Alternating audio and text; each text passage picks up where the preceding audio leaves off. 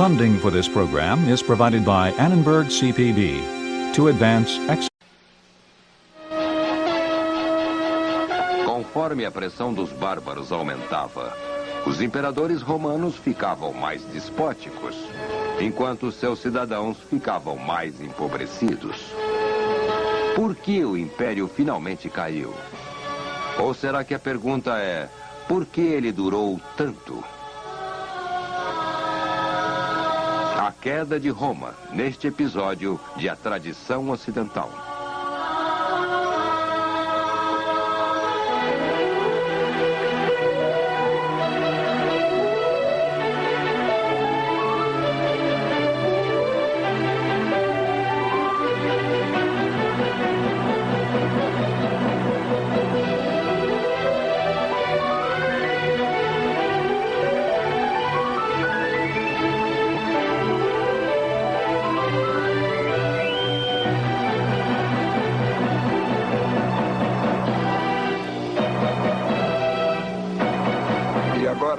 Professor da Universidade da Califórnia, Eugene Weber, em sua jornada através da história da civilização ocidental.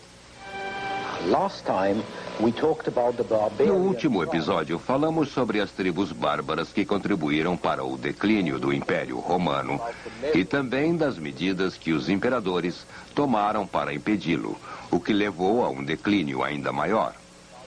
Mas quando falamos sobre os bárbaros, temos que colocá-los em perspectiva. A população do Império no terceiro e quarto séculos era algo entre 50 e 65 milhões de pessoas. E isto para um reino que ia desde o rio Tine, ao norte da Inglaterra, até o Eufrates. Assim, os bárbaros puderam causar um impacto bem maior que seu número.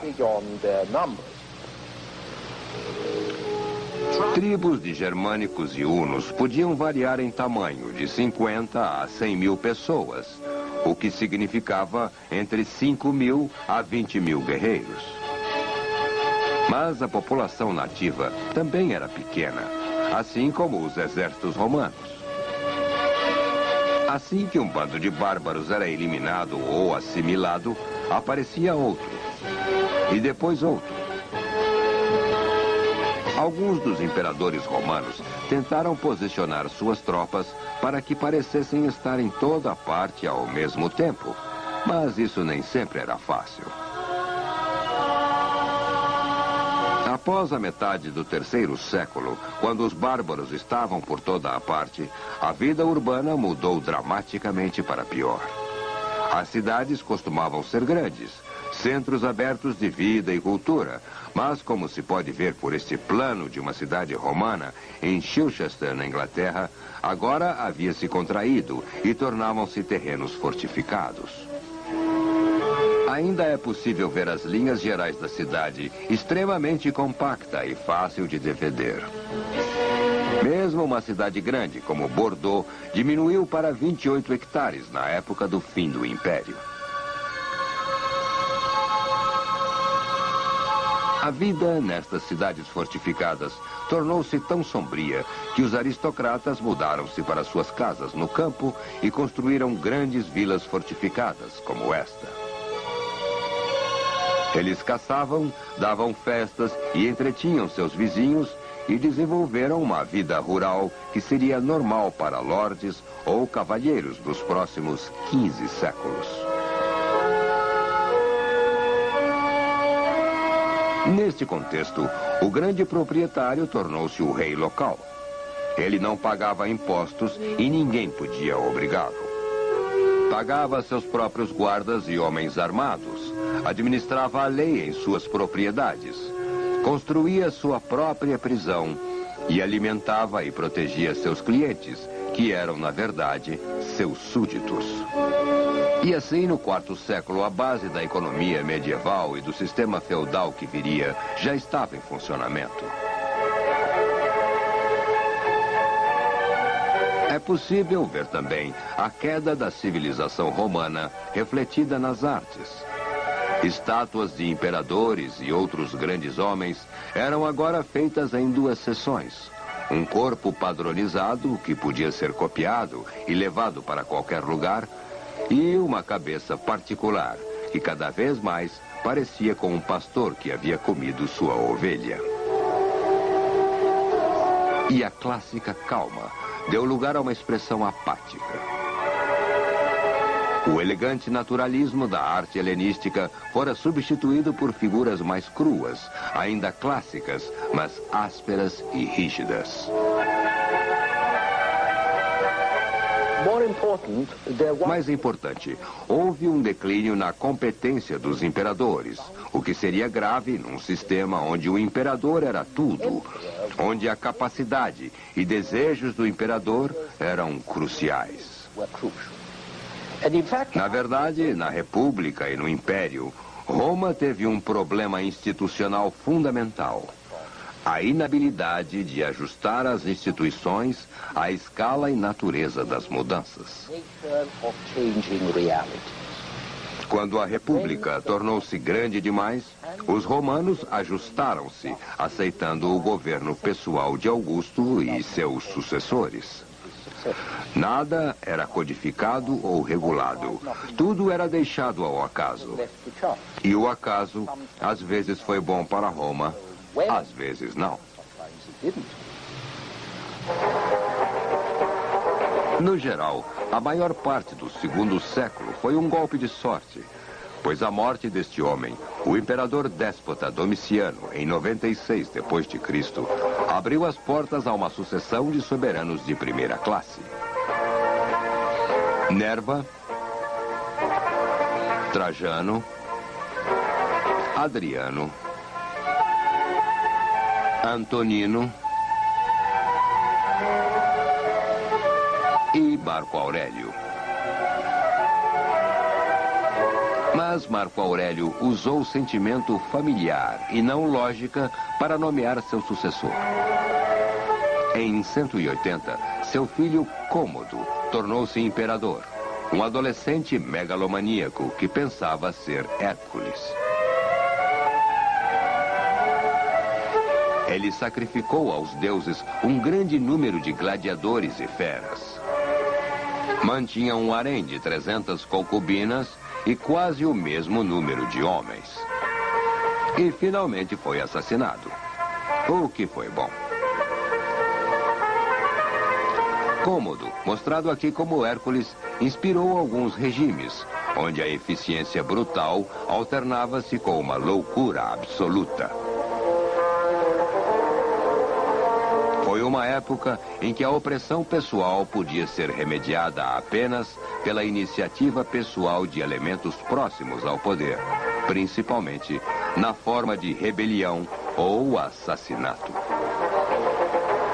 E como nem assassinos nem vítimas estavam à altura dos enormes problemas que havia no Império, eventualmente tudo desmoronaria. Parte da razão de ter demorado tanto está na máxima de Sétimo Severo, que foi imperador de 193 a 211. Severo disse a seus filhos: sejam unidos, enriqueçam os soldados e zombem do resto. Era um bom conselho, mas não impediu que seu filho Alexandre fosse assassinado por conspiradores em seu próprio exército. Não impediu também que seu neto, Heliogábalo, se tornasse um homossexual excêntrico que se entregava ao deboche.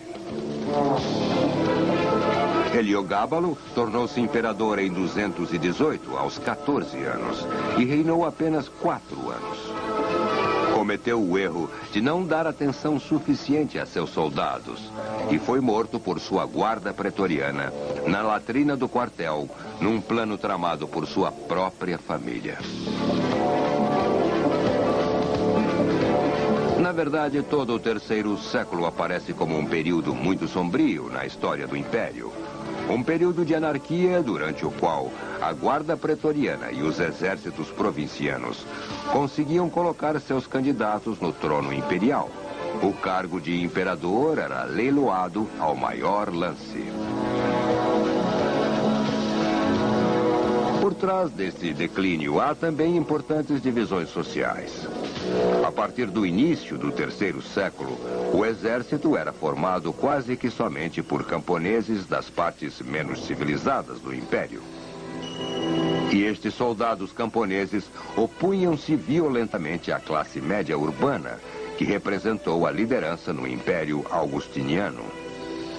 Assim, desenvolveu-se um conflito entre os exércitos provincianos e os elementos civis da população, em sua maioria romanos, que tentavam impedir que os soldados camponeses dominassem.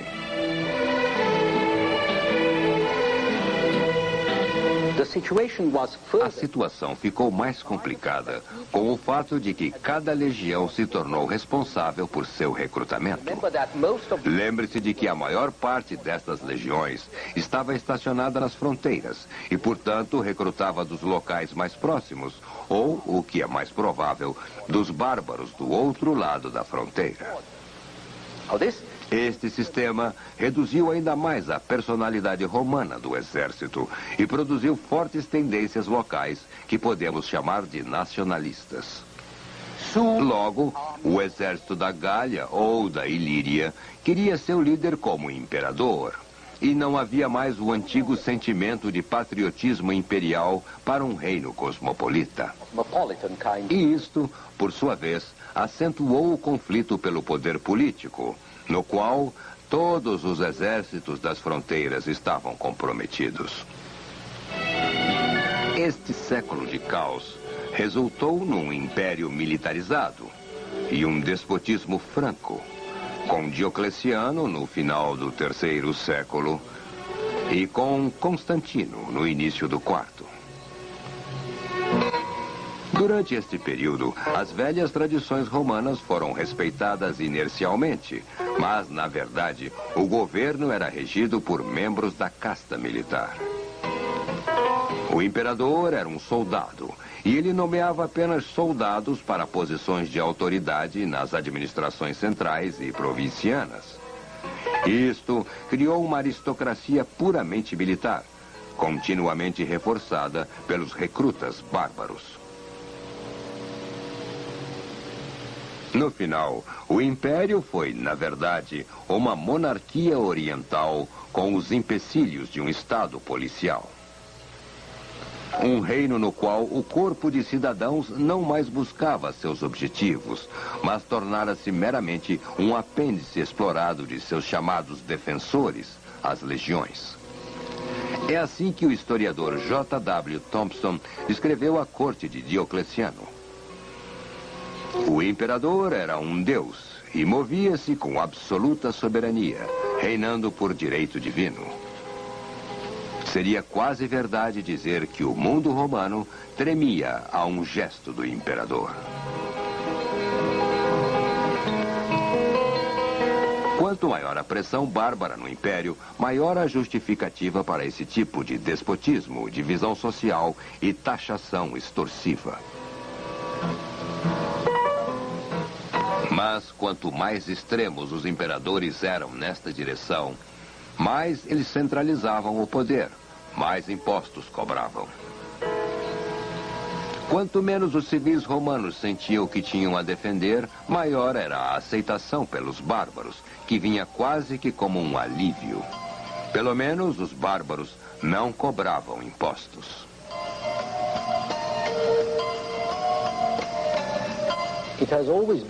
Sempre foi um problema para uma sociedade que enfrenta um sério desafio decidir que medidas tomar e até onde pode ir para opor-se e aceitar o desafio.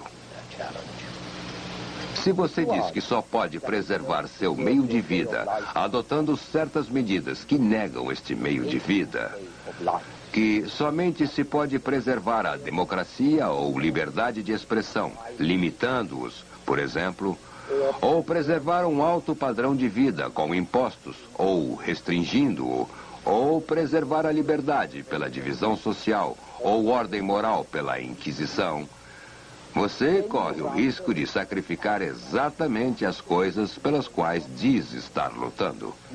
Você corre o risco de sacrificar exatamente as coisas que usa para justificar os sacrifícios. E arrisca-se a ficar tão parecido com seu inimigo que as diferenças quase não importam.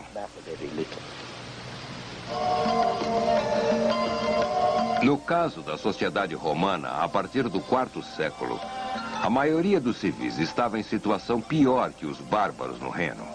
Principalmente se considerarmos uma pequena aristocracia educada, levando uma vida quase precária em províncias como a Gália ou o norte da África. Quanto aos soldados, eles eram os bárbaros. No IV século, não havia mais a antiga legião romana e a infantaria bárbara, servindo como soldados romanos, não possuía a disciplina para executar manobras complicadas. Em 378, o imperador Valente liderou um exército romano que quase foi aniquilado em Adrianópolis pela cavalaria com armadura dos godos, e Valente foi morto.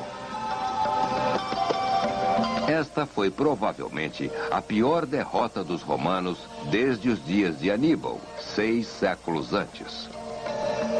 O resultado mais importante foi que o imperador Teodósio, que sucedeu Valente, decidiu que a infantaria se tornara obsoleta e colocou em seu lugar exatamente a cavalaria gótica, que havia mostrado isso e que após Adrianópolis havia se assentado em terras romanas.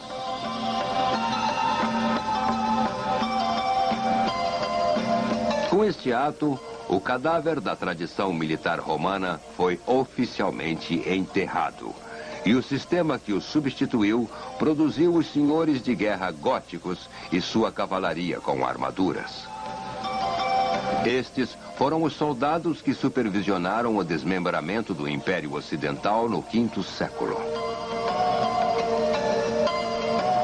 Pode ser dito que o Império Romano, que fora construído pelas legiões romanas e agricultores romanos que lutaram nelas, iria desmoronar quando o pequeno agricultor independente foi extinto e as legiões deterioraram em parte por falta dele.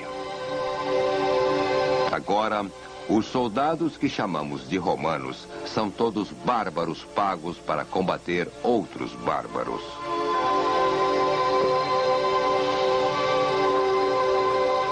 Mesmo altos generais e oficiais governando o Estado eram bárbaros, como o general Estilição, um vândalo que foi o genro do imperador Teodósio.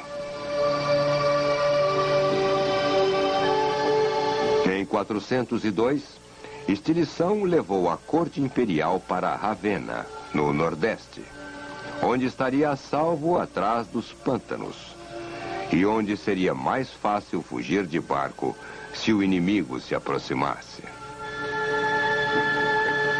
A Itália não era mais um lugar seguro para os romanos. A própria Roma era uma presa fácil. E após poucos anos da mudança para Ravenna, o inconcebível aconteceu. Em 410, um exército de godos, sob o comando de Alarico, seu rei, entrou na cidade e a saqueou.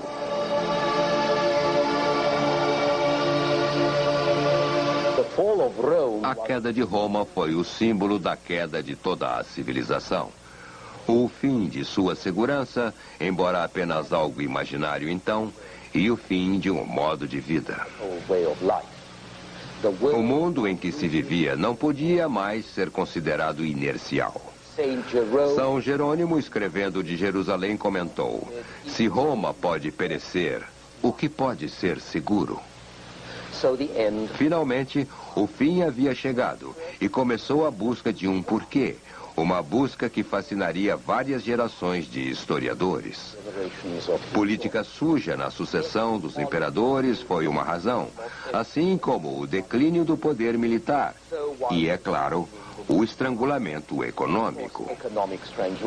Mas houve também um processo de declínio sociológico que gradualmente destruiu as fundações da força do Império Romano. E este foi, na verdade, a vitória do modelo oriental da monarquia despótica sobre a cidade-estado mediterrânea e o declínio da classe urbana de Roma sob a pressão dessa centralização e burocracia do tipo oriental.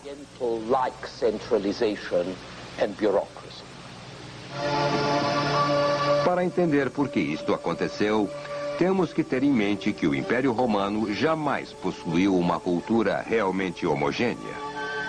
Após espalhar-se para fora da Itália, o Império era uma união artificial de organismos sociais alienígenas unidos por um incrível esforço das organizações militar e administrativa. Mas foi um casamento forçado, não por amor. Na parte oriental do Império, Roma herdou os destroços das monarquias orientais e helenísticas. No Ocidente, Roma conquistou e assimilou as sociedades tribais dos bárbaros europeus. Embora houvesse uma comunidade de culturas entre as cidades helenísticas do Oriente e as cidades latinas do Ocidente, esta unidade era superficial e largamente limitada a uma classe privilegiada.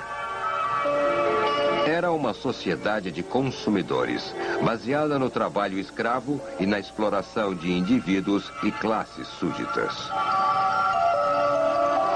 Assim que esta classe privilegiada foi arruinada pela crise econômica do terceiro século e pela perda de seus privilégios políticos, as diferenças fundamentais entre as partes oriental e ocidental do Império apareceram mais fortes do que nunca. O que aconteceu foi que o Ocidente se desintegrou totalmente. E somente o Oriente sobreviveu, com sua base firme em Constantinopla. Isso porque o Império Oriental era mais compacto e mais apto a defender-se, e as tradições autocráticas do Oriente, embora tenham destruído a classe urbana de Roma, eram melhores para governar um império do que o tribalismo divisivo e descentralizado do Ocidente, sendo revivido pelos bárbaros que chegavam. Lembrem-se de que, bem antes do declínio de Roma, a solução para a anarquia dos dias da República foi encontrada nas ideias orientais. Governo de um homem, rei-deus e todo o resto. A restauração augustina não teria sido possível sem isso. E quando Constantino reorganizou o Império Oriental no IV século, ele o tornou uma monarquia sagrada, unido pela religião e baseado na hierarquia de clero e oficiais. Em outras palavras, ele levou a um retorno das tradições fundamentais sociais e políticas do Antigo Oriente. Mas nas províncias do Ocidente, esta tradição estava ausente. Os povos do Ocidente tinham mais em comum com o tribalismo guerreiro do Norte, com homens como este do norte do Danúbio, do que com a teocracia do Oriente. E, eventualmente, a liderança da sociedade ocidental caiu nas mãos dos senhores bárbaros.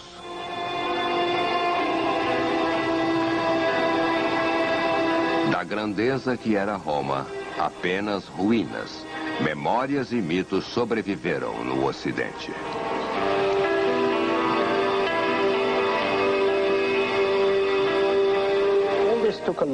Tudo isto levou muito tempo para acontecer, é claro. E seus sucessores não fossem santos nem romanos, nem mesmo um império, manteria o mito aceso por mais 1000 anos. Mas esta é uma outra história para um outro episódio.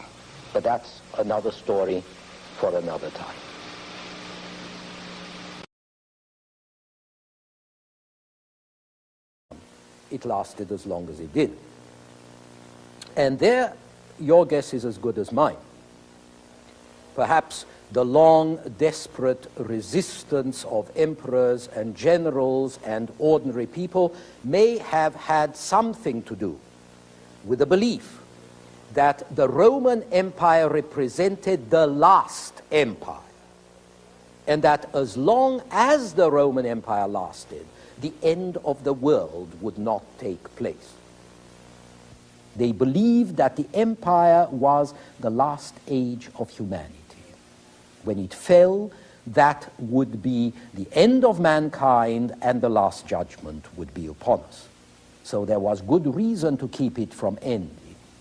There was good reason to pretend that it was alive even when it was dead, and then to revive it as soon as possible, as it would be revived when Charlemagne was crowned a Roman emperor in Rome on Christmas Day of the year 800. And although the Holy Roman Empire of Charlemagne and his successors was neither holy nor Roman nor really an empire, it was going to keep the myth going another 1,000 years. But that's another story for another time.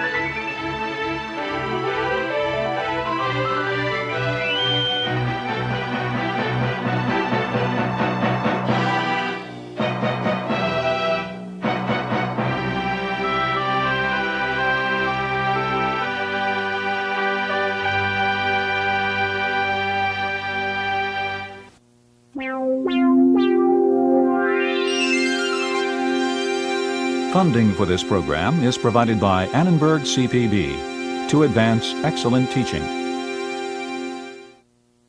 For information about this and other Annenberg CPB programs, call 1-800-LEARNER and visit us at www.learner.org.